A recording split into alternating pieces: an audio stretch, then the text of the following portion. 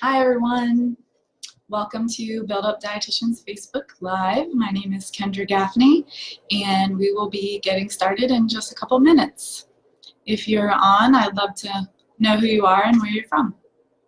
But I'll just take a few minutes and wait until noon.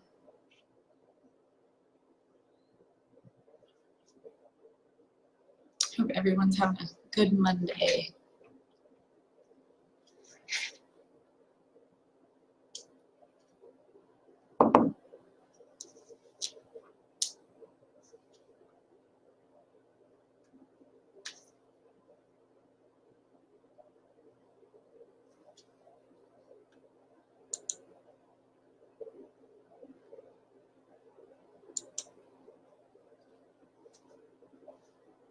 Just a couple more minutes and we'll get started.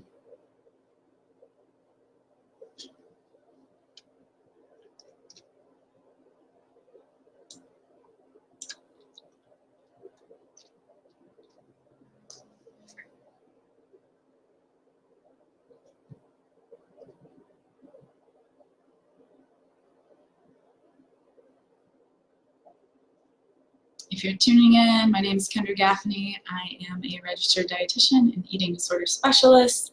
We're going to get started in just a couple minutes.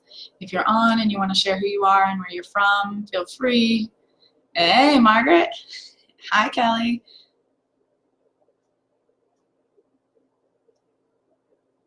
Yeah, we'll get started in just one more minute.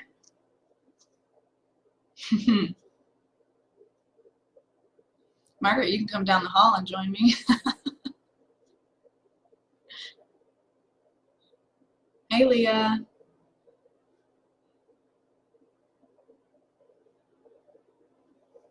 All right.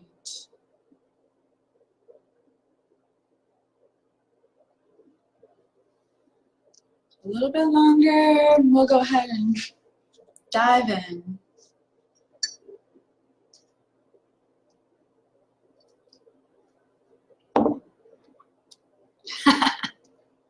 All right, come on. I am in my office. This is my office. As you can see, ta-da! Looks like Margaret's down the hall. She's one of the dietitians that works here at Nutritious Thoughts, and she was tuned in, so she might pop in. I hear her. It doesn't matter. If you want to be in here, you can. You don't have to. You don't have to be in the picture. You won't be in the picture. You asked if you want. Yeah. Hey, Carol. I don't know. We'll see. Thanks. You know my notes. You're in the picture. All right. I know some Margaret. It's Leah. Oh. Hey. All right. So we'll change the scenery over here. I have Margaret, one of the dietitians here at Nutritious Thoughts, joining me. She's out of the picture, but we'll get started. All right. So it's noon. This is Build Up Dietitians on Facebook Live. My name is Kendra Gaffney. I'm a registered dietitian and eating disorder specialist in Asheville, North Carolina. I own a group practice called Nutritious Thoughts, and we have an office space in Asheville, North Carolina, as well as now Hendersonville, North Carolina. So that's very exciting, 2 locations. And we're going to be talking a little bit about private practice. I have 5 private practice tips, and transitioning to group practice ownership, which I also have 5 tips for. And then also working in the eating disorder, health at every size, non-diet approach space as a dietitian. So yeah, if you're here and you want to say who you are and where you're from, feel free to put it in the comment box. If at any point you have any questions that you would like to have answered during this time, I'd be more than happy to do that. And maybe Margaret can help me navigate some of those questions if they pop up while I'm talking about who knows what at the time. All right. So let's see here. few ways to find me. I know I'm supposed to do that. Social media is one way to find us. Our Facebook is Nutritious Thoughts AVL. Our Instagram is just Nutritious Thoughts. Same with Pinterest, Nutritious Thoughts. You can find us on there. You can look me up on LinkedIn, Kendra L. Gaffney, RDLDN, CEDRDS, or you can visit our website, nutritious-thoughts.com, or email me directly, kendra@nutritious-thoughts.com. Mouthful. I will repeat those at the end as well whenever we're giving some of the other resources that I might touch base on during this talk.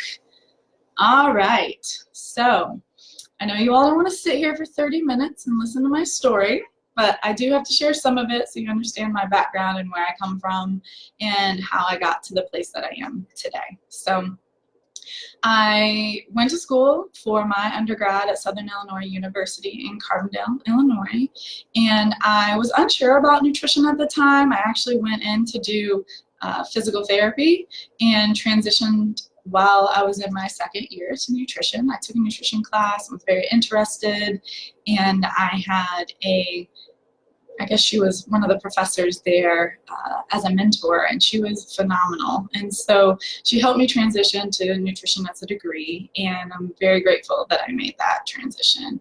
I went to Vanderbilt University Medical Center for my internship. This is also where I got my first real taste of eating disorder work. Even though Vanderbilt's a very well-known internship program, it still had a very small eating disorder piece, but I did have some exposure to that work there as well. But one thing I did realize in my internship is that I enjoyed human interaction and counseling and community work more than clinical work. However, my first job was a clinical position in a hospital. And so I moved from Nashville down to the Panhandle of Florida and worked in a hospital setting for a few years. I started just general floor. I ended up going into surgical intensive care and mother-baby, as well as my second exposure to eating disorder work was the behavioral health unit there. Not a lot of the dietitians really wanted to cross the street to go to the behavioral health unit, but for some reason it excited me, and I got some great exposure to eating disorder work there as well. I had no idea what I was doing, but I got exposure to it, and so it made me want to learn more and explore ways that I could help this population. I also was brought into the idea of starting a private practice during my first clinical position with one of my colleagues. She and I sat down and we brainstormed, and we came up with this grand business plan. We had binders, it was beautiful, we had logos, yet we had very little business because we didn't know how to put it out there. And honestly, I'm not going to tell my age a little bit, but social media wasn't really that big at this point either. And so we had a very small private practice at the time. I started doing some classes at a women's gym. So I did some nutrition courses there, which is also my third exposure to eating disorder, disordered eating work. I actually was shocked at how many women were struggling with their relationship with food, body, and movement at the time. And so I started doing some individual nutrition counseling at that fitness facility, and that lasted probably about a year until I got offered a position at a dialysis center for a lot more money than what I was making. And to be quite honest, I did not have a lot of confidence in myself in having a full private practice and stepping right into that space. And so I shut my private practice down and transitioned to a dialysis unit. Big change. However, I was scared. I was kind of always told that private practice was something that not a lot of people have success at, and that it's very scary. You have to be further along in your career to make it work. And so I shied away and ended up doing dialysis work for a couple years. And I'm going to share a little personal information because it's important on how I ended up in Asheville. During this time, my husband and I also worked very opposite schedules. and we both worked a lot and weren't seeing each other very often. And so we had these great jobs and we felt very financially stable. However, we weren't able to connect as much emotionally. And so a couple years in to working in dialysis, we both quit our jobs. We rented our house out and we traveled, which was supposed to be 3 months, which ended up being 11 months. Yeah, it was a long time. And if any of you know me, which some of you do, I'm very type A personality. This was outside of my normal planning type of personality. However, it was one of the best things that I ever did because I got to step into that fear with someone that I trusted, which was my husband. That brought us here to Asheville, and it gave me more confidence in being able to have the private practice that I wanted to start whenever we lived in Florida. And so when we first got here, I did chicken out. I'm not gonna lie. I applied for a few jobs because I was like, this is never gonna work. I don't know anyone. I don't know how to make this happen. Carol's on the call. I actually reached out to Carol and she helped me tremendously. I always say she was my insurance mentor. And so whenever I got no callbacks for positions, I realized I just needed to dive into private practice. So I typed up a letter, like snail mail, typed up a letter and sent it out to 450 people in that Western North Carolina area, and I got one call back. However, the one call ended up being my office space that I first started my private practice in. It was a chiropractor's office. It was very interesting space. It was new and appealing. It felt like a shiny new object. However, what I didn't realize when I signed the paperwork is that everyone would have to walk through their exam room. And if the exam room doors were closed, then they'd have to wait, or I'd have to go outside, around, go get someone and bring them back. So it had its issues. However, it served its purpose in the moment. And so I went ahead, even though it was scary, I took a chance and dove into private practice. And I wouldn't change it for anything, but I learned some things along the way. And so I want to give you my 5 top private practice tips to help you if you're thinking about this journey, if you're already in this journey, or if you have questions about the possibility of doing it. So number 1, know it's possible. Like I said, I had a lot of fear around this. I thought it was only for people further along in their career and only a few people could be successful at it. But I have a feeling that more people can be successful at it if we step into that ability to have confidence in ourselves. Number 2 would be establish your specialty. So I knew what I wanted to do, and I did not do that when I first started my private practice because I was afraid there wouldn't be enough work. So I said, I do everything, which actually made it harder on me because I didn't know enough about certain areas that people were coming to me for. And so I had to continue to do research and explore other nutrition educational tools around disease states that I had no clue about. And I wouldn't recommend that because we can't be specialists in everything. We need to really hone in on what we like and what we're passionate about, so then you can know as much as you can about those specific things. I did diversify my income, which I'll talk a little bit about when we talk about finances. However, I didn't diversify it within the area that I wanted to specialize in either, and I'll talk a little bit more about that. So don't feel like you can do everything. Definitely specialize. I didn't realize there was a huge need in the community for the type of services I wanted to provide. I saw there were 2 other clinicians that were working in this space. I didn't want to step on anyone's toes, but I ended up connecting with them, and we talk a lot about connection versus competition. And so we worked together. We ended up having a little private practice group. Carol was in there. I think she actually put it together, and we would meet, talk about insurance billing and just some of the things that we were learning about private practice. And so I'm very grateful for that group. But I will say, if you know the area that you want to go into, establish yourself as an expert in that area, because then people know who you are and who to send people that are struggling with that specific thing to you. All right, no questions I'm seeing, maybe? Oh, maybe? Hi, thank you. Thank you. Hey, Lauren. So Lauren, she just popped on. That's who I did a little baby private practice with whenever we were doing clinical work down in Florida. So yay, Lauren. Thanks for being part of my beginning journey. Okay. So we said, know it's possible, establish your specialty, and then number 3 is going to be protect yourself. So I did not have a business degree. There were a lot of things that I learned along the way. Knowing simple things like getting a tax identification number and not using your social security number, getting an LLC versus just doing a DBA, which is doing business as, can help protect you, especially if you have assets or if you have children. You really want to protect that piece because otherwise they can come after you personally if something were to happen. Having liability insurance, extremely important. If you do want to get on any insurance panels, you'll need to have liability insurance anyways, but it's a good way to protect yourself. Then diversifying your income. So not everybody has to do that under protect yourself.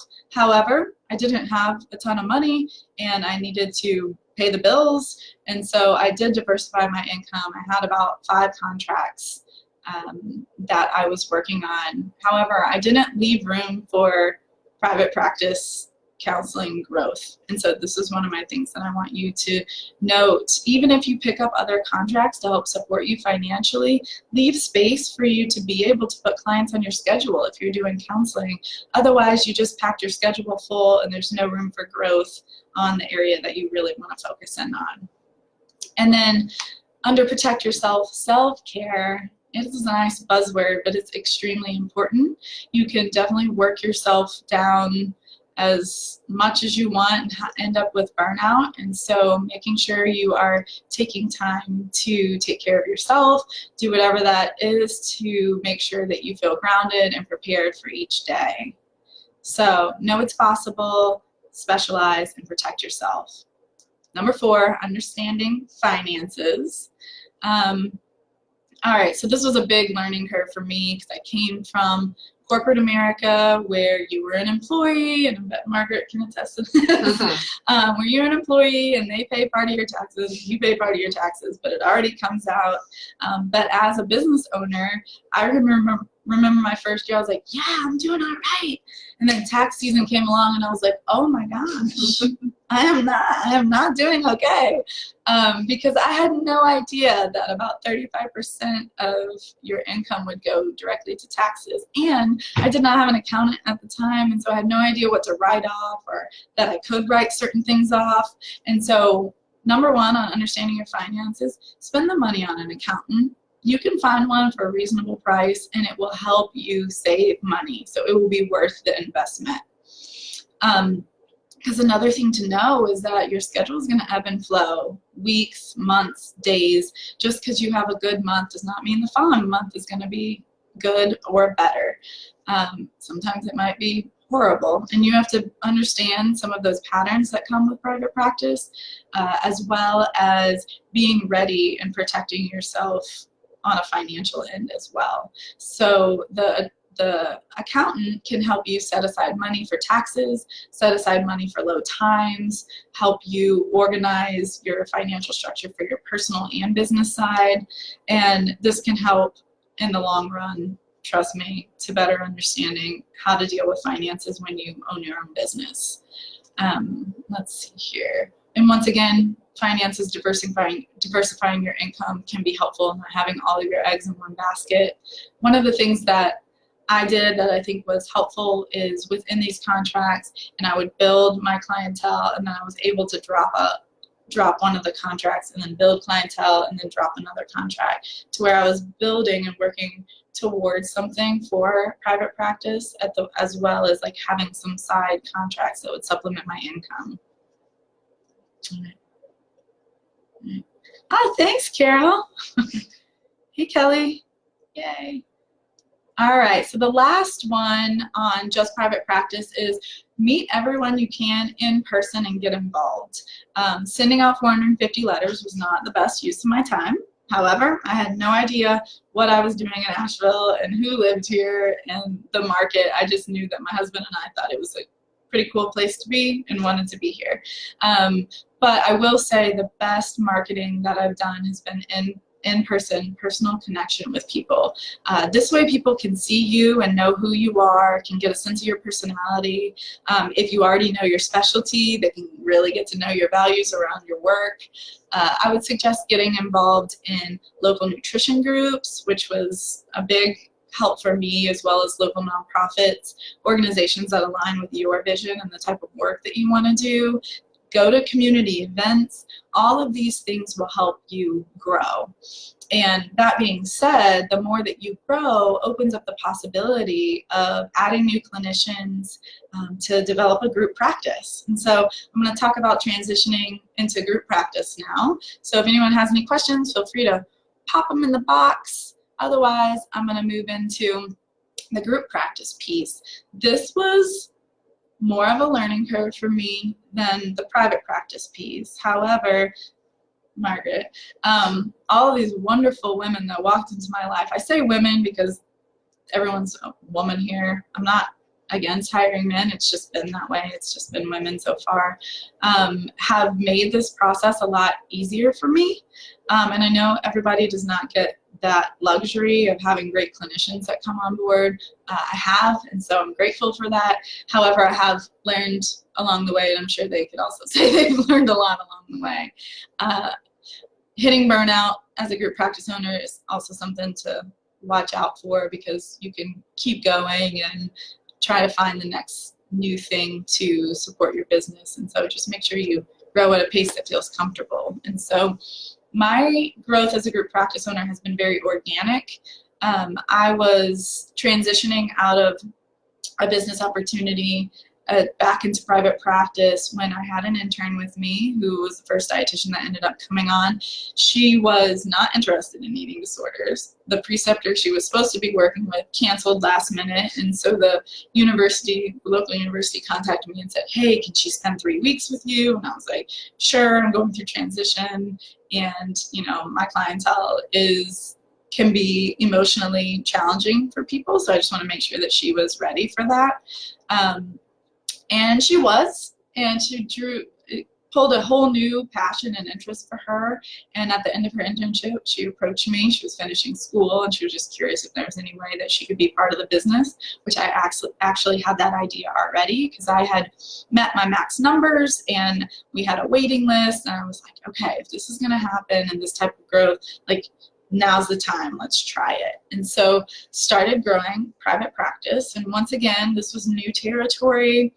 I couldn't find a lot of dietitians that were group practice owners, and I didn't really know where to look.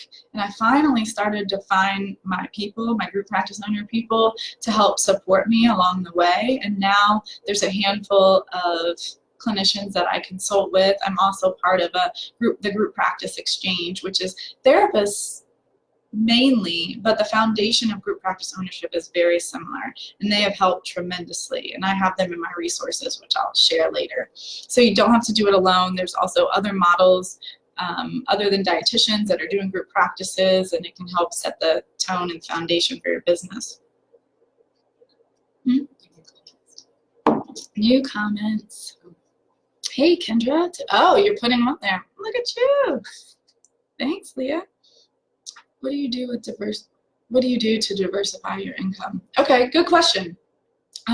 What I've done to diversify income, which I'm actually going to talk about next in the group practice arena, but I had other contracts, so I was able to fly on the coattails of another dietitian that had set up some contracts in pediatric offices, and so I was able to take over those contracts for her, and I was doing very part-time, so 2 half-days a week of pediatric counseling within a pediatrician's office. I also worked at a local eating disorder treatment facility and worked in their PHP program and IOP program.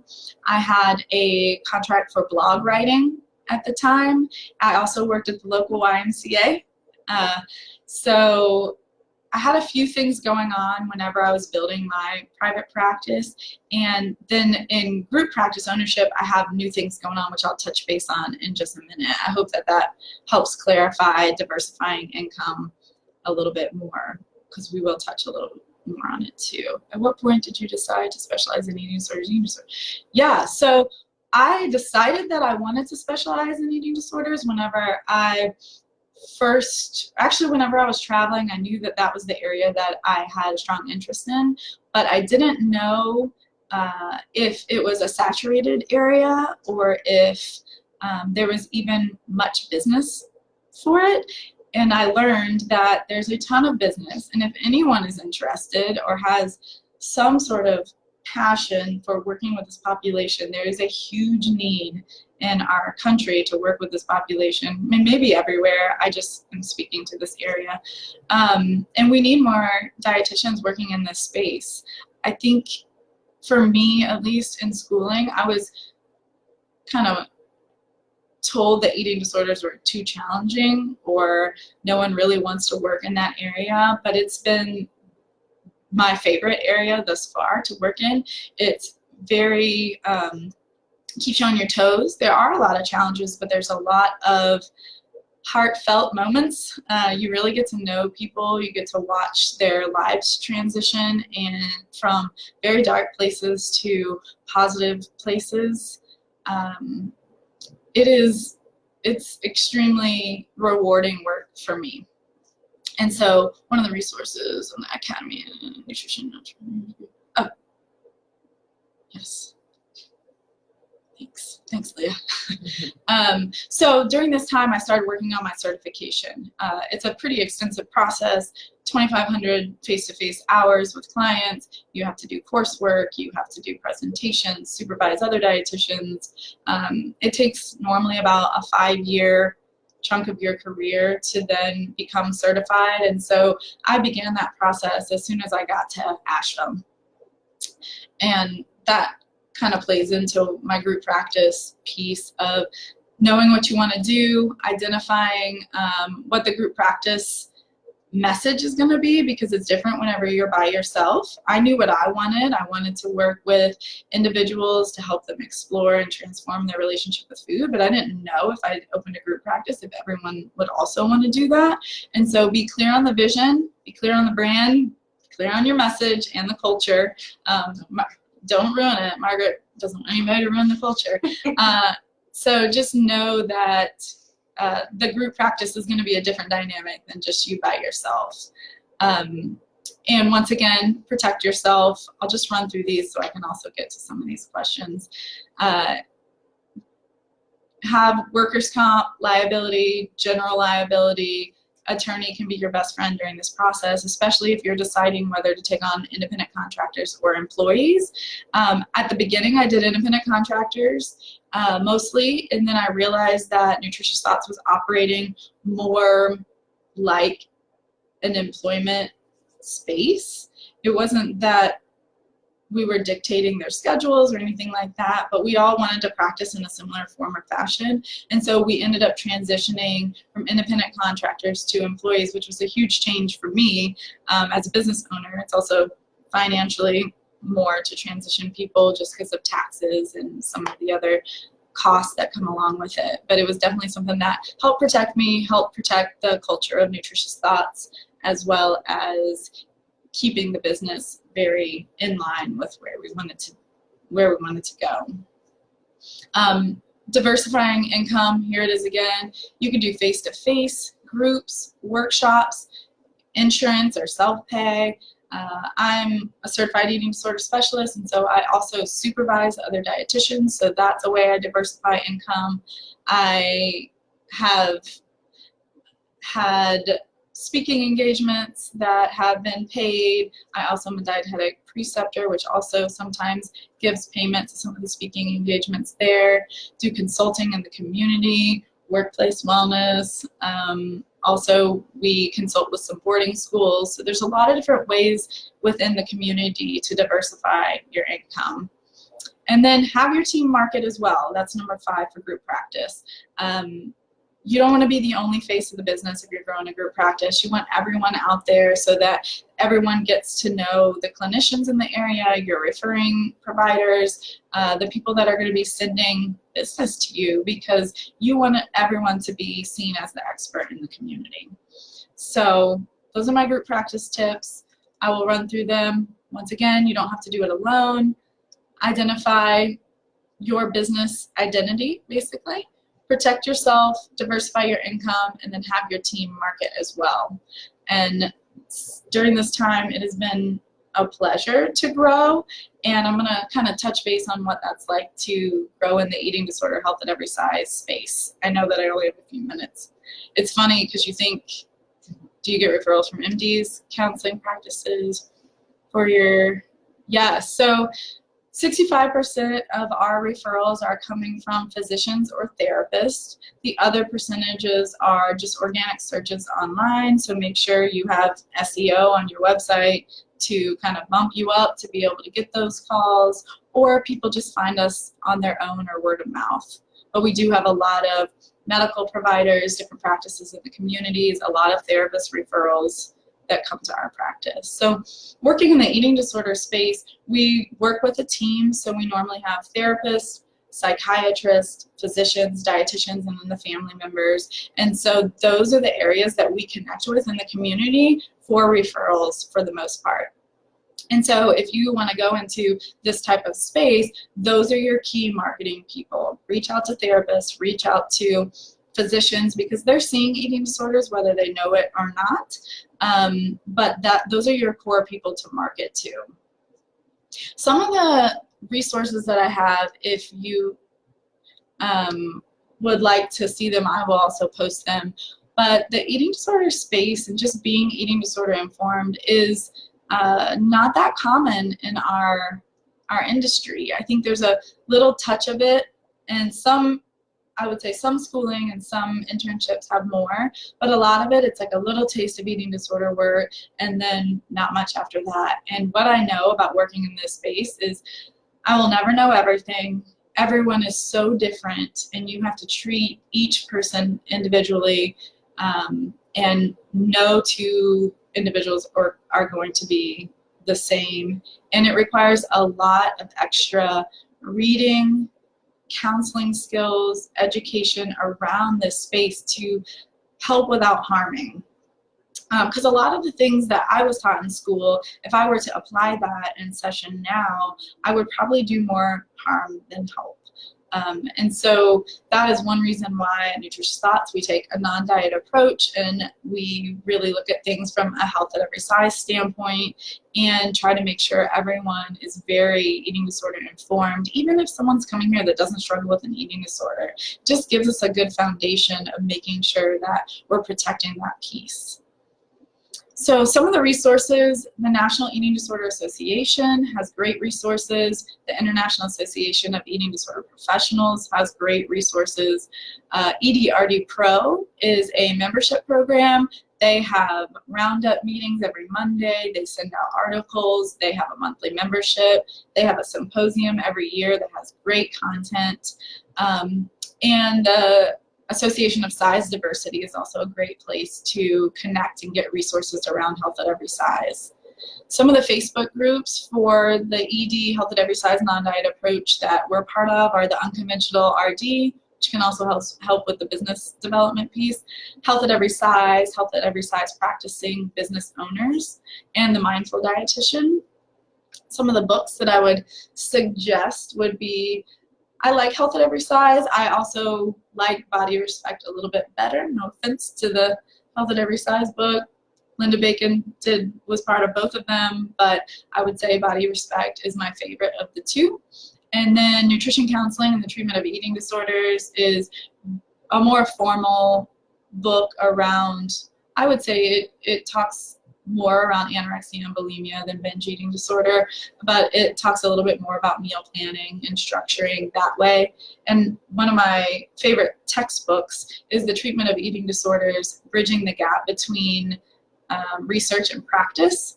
And it's kind of like short stories, but research-based. It's very entertaining and also can give you some of that counseling piece, medication management piece, nutrition counseling piece, and it kind of ties the whole team together. So my last resource is just remember to breathe, and you don't have to do it all at once. I will say starting my own business was one of the scariest and best decisions I've ever made. It helps me feel like I'm working towards personal and professional goals all at the same time. It feels very harmonious in my life. Once again, if you want to find me, Facebook, Instagram, Pinterest, Asheville, Hendersonville, that's where we are. You can go to our website, nutritious-thoughts.com. You can email me, kendra@nutritious-thoughts.com. And I appreciate you tuning in and watching today. And if anyone has any other questions, feel free to send them and I will connect ASAP. Thank you.